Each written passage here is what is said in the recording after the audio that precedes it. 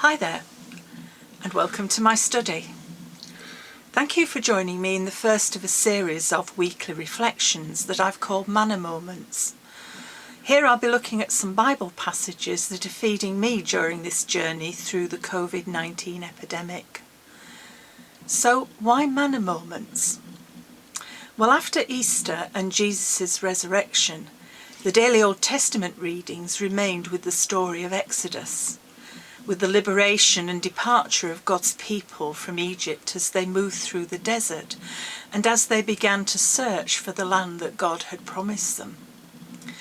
After the heady excitements of the crossing of the Red Sea and the pursuing Egyptian army being drowned as they tried to follow them, God's people then became anxious. Anxious? Well, that was because the supplies they'd brought with them had begun to run out. Deserts are not known for being areas rich in food. So naturally they wanted to know where their food was going to be coming from. There's no Morrison's, Asda, Sainsbury's, Tesco's or Waitrose in the desert, are there? It struck me this year that we too are in something of an alien environment. The one of social distances, lockdown, of much of commerce and industry not working, and particularly with supermarkets running out of the staples of flour, bread, toilet rolls and much more, for weeks on end. And we began to ask questions of our leaders. So many of the Israelites began to question their leaders, Moses and Aaron. Where was food to be found? God reassures Moses that he's going to make provision for his people. God wasn't going to abandon them. I'm going to rain bread from heaven for you, and each day the people shall go out and gather enough for that day. God also promised that the people would have meat in the evenings in the form of quails. On that first evening, the quails came as promised. So far, so good. Next morning, God's people woke to find the ground covered with a fine, flaky substance, as fine as frost. Can you imagine it? Well, the people don't recognise it and ask each other, Manhu? Which means, what's this? It's a question we ask ourselves when we're presented with food that we're not familiar with.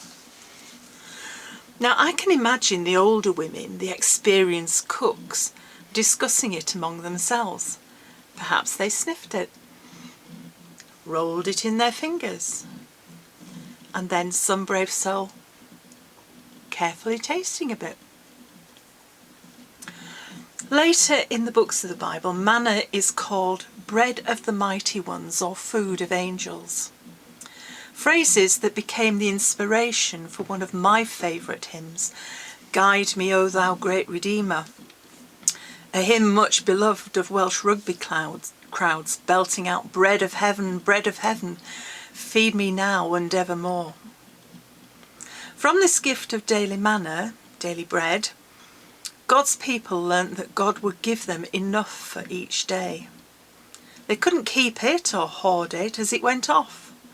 Use it or lose it, and trust that it will all be there tomorrow. But on one day before the Sabbath, people could gather enough for 2 days.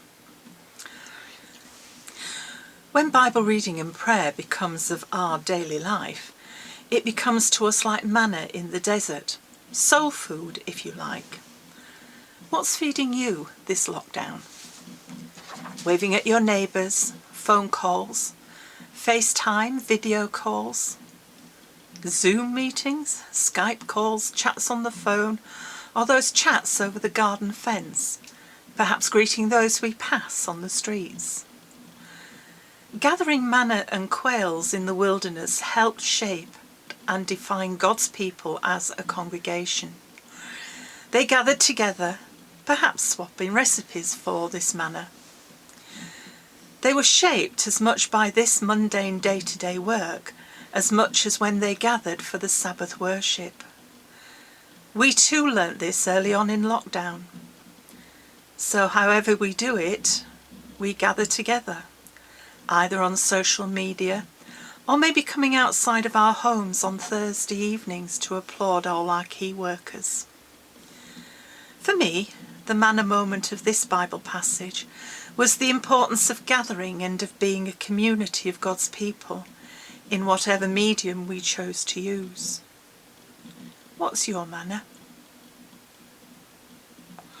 Well, as our Lord's Prayer tells us, give us this day our daily bread. See you next Friday, I hope. God bless.